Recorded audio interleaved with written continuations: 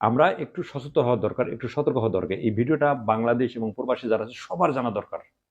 প্রত্যেকটা লোকের জানা দরকার যে কোন ফোন থেকে কল আসলে, মানে কোন কল থেকে কল আসলে এই কলটা রিসিভ করা যাবে না, এটা সবারই জানা দরকার।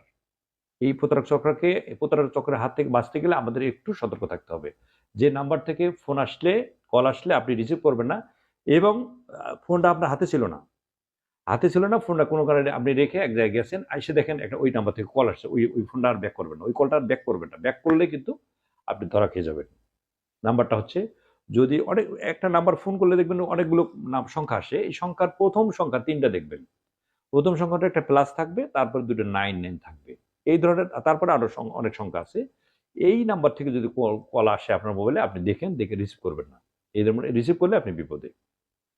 পরবর্তীকালে যদি আপনি এটা ব্যাক করেন, রিসিভ করতে পারলেন না তাৎক্ষণিক, পরবর্তীকালে ব্যাক করেন, সেক্ষেত্রে আপনি বিপদে পড়তে পারেন। আরেকটা নাম্বার হলো, সেম একই জিনিস, অনেকগুলো সংখ্যা থাকবে, তার আগে সর্বপ্রথম লাগিয়ে দেবো প্লাস, তারপর দেখবেন 92, অর্থাৎ +99 এবং +92, এই দুটো সংখ্যা সামনে থাকবে। এই দুটো সংখ্যা প্লাসের পরে এই সংখ্যা দুটো 99 এবং 92 যদি থাকে, এই ধরনের নাম্বার থেকে যদি ফোন আসে, কখনোই এই কলটা আপনি রিসিভ করবেন না। যদি রিসিভ করেন, সেক্ষেত্রে যে বললাম, আপনার মোবাইলের যাবতীয় তথ্য তারা নিমেষের মধ্যে নিয়ে নেবে।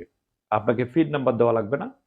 আপনার বলবে না এই যোগ করেন, সেই যোগ করেন, কোনো কথা বলা লাগবে না। শুধুমাত্র মোবাইলে কথা বললে, এই কথা বলার ফাঁকে ফাঁকে তারা এটা নিয়ে নেবে।